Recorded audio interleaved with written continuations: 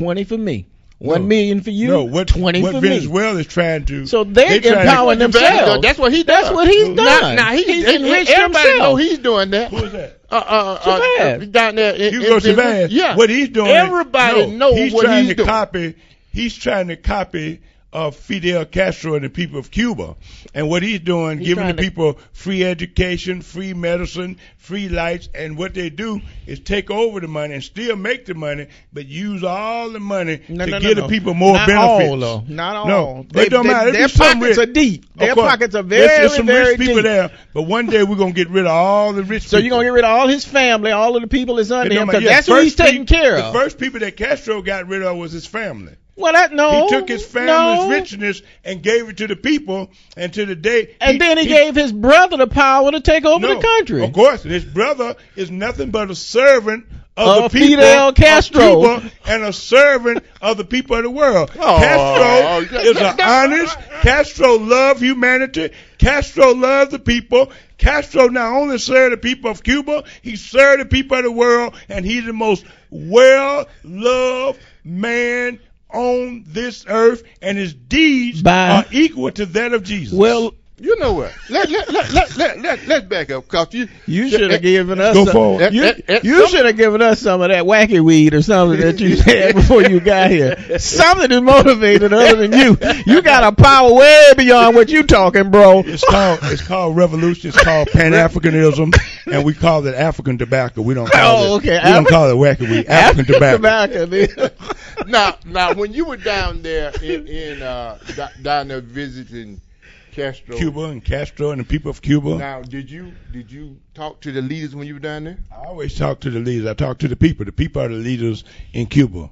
Okay. I talk you to went the down common and talked people. to a school. I talked to the school. After I got through talking to the school, I went out and talked to just the people on the buses, in the alleys, on the streets. There's a lot of them on the alleys and in the streets. Yes, but in the alleys down there, everybody go to school free. Everybody got free medical care. They're all very healthy. Everybody, and they got doctors. Let me ask one question. Matter of fact, I talked to the soldiers. The biggest army in Cuba are doctors. Castro, his biggest army, the army that he's most proud of, is 300,000 doctors that he rotates to go around the world giving people free medical care. And he should be, because that's something to very well be proud of. Yes. But what about the other folks, the alley folks and the other folks that if they so good, why is it that they jumping on boats 5,000 at a time coming over here and everything just to get to the United States? In Cuba, Castro told them, you can't sell dope, you can't steal, you can't exploit the people, that's wanting to do and that. You can't murder and kill the people. But if you want to be a murderer, if you want to sell dope, if you want to be a mafia, get on the boat and go to the United States, because that's where they do all that. The government, the Gulf, the IBM, the bank, all of them ain't nothing but a bunch of thieves. If you want to go over there with your thieving slave master, get on the boat and get your ass over there with them, and you can rob, steal, and sell dope. And that's why in Cuba today, that's where the mafia is. They the ones running dope and committing crimes against humanity right there in Miami. The United States gave Miami, and those criminals in Miami, we call them ones, gusanos. Yeah, they gave the Cubans. No, they ain't taking nothing. No, they welcomed down there, ran you out of town, ran black folks out of town, and took all your homes and communities and gave it to them Uncle Tom Cubans. Well, why is it that we keep letting folks run us out of stuff? Why we can't get nothing? Because you don't have black power. You don't control Africa. Your land is the richest land in the world, Africa, full of diamonds, gold, oil, rubber, zinc, tea, copper, pearl, cobalt. But you don't say and the Uncle Toms, they got Uncle Tom governments running the governments in Africa, holding guns on their own people. The white man don't respect them. He's raping Africa, and until we unite Africa, cut off all the Uncle Tom's head, unite our people on a worldwide base, and come together and use Africa to benefit African people in Africa and African people throughout the world, build us a big army, even get us a nuclear bomb and say, if any of y'all come this way, we'll bomb you. And if you mess with black people in Mississippi, Alabama, Georgia, South Atlanta, South America, if anybody put their hands on a black man anywhere in the world, you're an asset to Africa, just like if anybody put their hands a Chinese, they got to answer to China. If you put your hands on a Korean, you got to answer to Korea. If you put your hands on Iran or an Iranian anywhere in the world, you got to answer to Iran. And when we Africans unite, form our worldwide government, form our Pan-Africanist movement, form our Pan-Africanist government, and that Pan-Africanism means the unity of African people throughout the world. And once we have a United States of Africa, Louis, nobody else in the world will mess with us. The next time a brother breaks into my house, rapes my cousin or my sister, I'm going to take him and put him in this army. Yes, because he's a rapist because the white man made him a rapist. He made him stupid enough to rape his women. How you going to be? How long you going to hold that white man for doing? How long does he? I tell you, long as the white man control everything, long as he control what go in your head, control your schools, control your government, control, long as they got control of you, I say everything we do bad, we lay at the doorsteps of the white man of the America. What gave you the strength to come from under that? I'm not from under. I'm a slave too. Well, so let's talk about something. I'm a slave. I'm just fighting against it. Let's talk about one thing. I'm a slave, but I'm fighting against it. You started. You back there. You and Stokely come back when y'all was with SNCC. SNCC, the Student Nonviolent Coordinating Committee, was the greatest organization in the 60s. We're the ones that led Martin Luther King and pushed Martin Luther King to be more militant and tried to make him more intelligent, tried to make him stronger, made him more intelligent, and made him go against the war in Vietnam. And we gave strength to Martin Luther King. Martin Luther King did not lead the movement, but the movement was led by the Student Nonviolent Coordinating Committee. And we taught Martin Luther King not to be Uncle Tom and not to go along with the American government. Okay. And when Dr. King woke up and became strong and made his speech why I opposed the war in Vietnam, the day he made it on April 4 of 1967, he made his speech I opposed the war in Vietnam, but we was in the streets fighting against the war for at least a year and a half before Dr. King spoke up.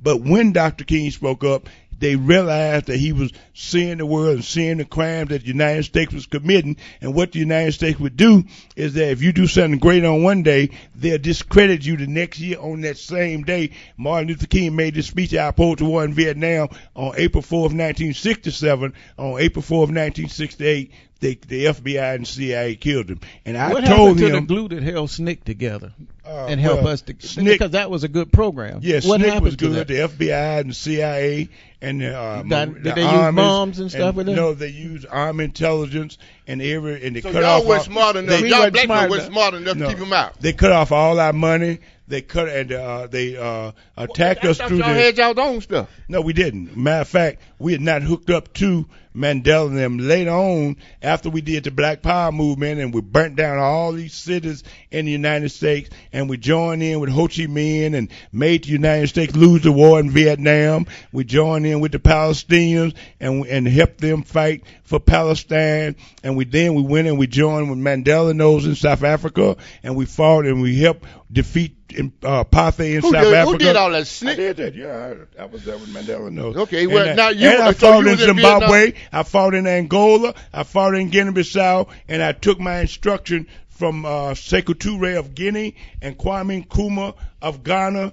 And I fought in the Congo, and I was also in Uganda with Idi Amin Dada, and that's why I got my name. I was in his army, and Idi Amin gave me my name Mukasa, and it means God of the water. That's why my name is Mukasa Dada. Idi Amin was one of the greatest black leaders that we have in Africa. Idi Amin, when he came to power, the first thing he did was turn his guns on the British that was there, put them out the country, get the hell out of here, and took all their banks, all their billions of dollars worth of land, all their business. He took them and ran them out, and then he ran the Indians out. And when he ran the Indians out, he gave everything to the African people, and then some of the black people that loved the white man so much, they came back and tried to kill Idi Amin. And when they tried to kill Idi Amin would catch them and kill them. Idi Amin was a great leader. You know what? And why is it that you got all these great leaders you're telling us about, and they ain't done nothing to help us? They did. I'm a citizen of Uganda. They did a lot. Matter of fact, but you're still a slave, though. Of course, I'm fighting against it. So I don't.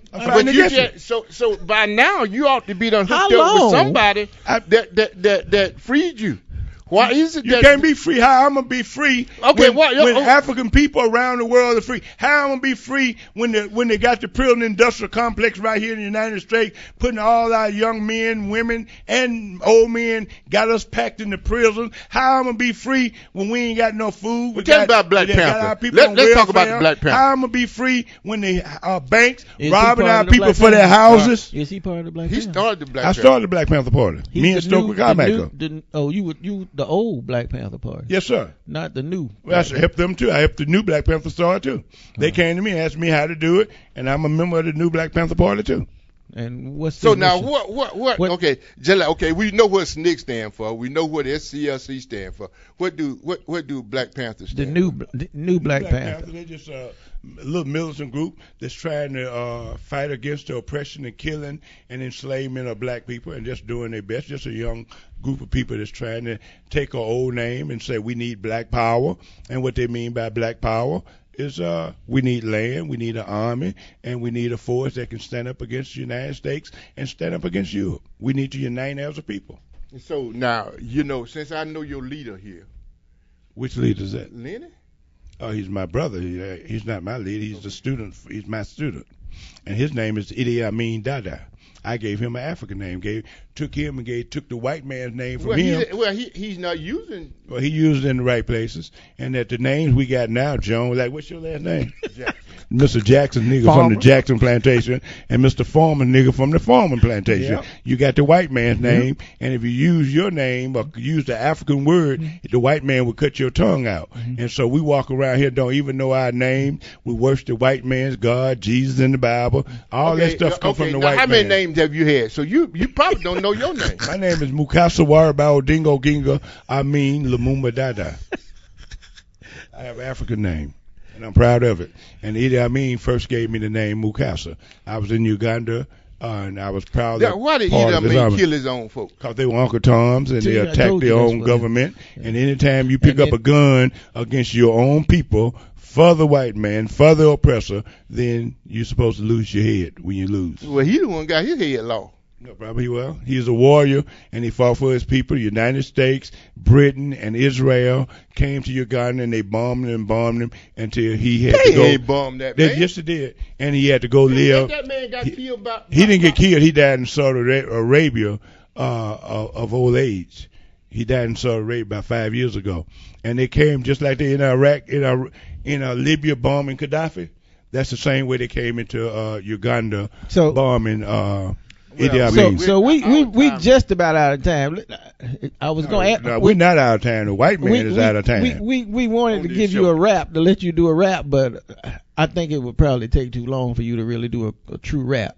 But we want. Rap is Africa must be free. But we want. Okay, that's good. That's a good show. But we want to thank you very, very, very much for coming on the show. Join the revolution, everybody. One other thing I'd like to say right quickly is that if any of you young people want scholarships to medical school, the Cuban government is giving out 500 scholarships a year. You pay no money at all. All you need is 3 classes to get in medical school on college level, biology, chemistry, and anatomy. And you can look up the website, IFCO, IFCO news.org, ifconews.org, and you could get a full scholarship to medical school. Go get your GED and go take those classes on the college level and apply for medical school between 18 and 30. My son is there. I pay no money, and all you got to do is come back here and take the medical board, or you can go anywhere else in the world and be a doctor. And Cuba got the best doctors in the world, and the scholarship is worth $500,000. So you ain't got to go to be a prison. You ain't got to be a jail. You ain't got to be one going around here and breaking in houses. You ain't got to be around here being depressed. Get to school. I got one prepare for medical school. Look, we got to get out of here. What are we going to do about the young folks that go into prison? Why is it that we teaching, you're teaching us to go over there and fight Denver? Why we are not teaching these folks how to stay out of jail? How they going to help fight if they are in jail? What are we going to do with them once they get out of there? Hold on. Go ahead. I want to say something. So it's, I mean, I think right now the fight ain't where it needs to be. We need to fight to take care of those that's in jail, those that's too fat. There's a bunch of fights that we got instead of trying to worry about Right. About Cuba. Unhealthy, Mr. Jackson. You got to stop talking. Calling people too fat. Well, they are too fat. Unhealthy. There's some skinny folks that's too fat.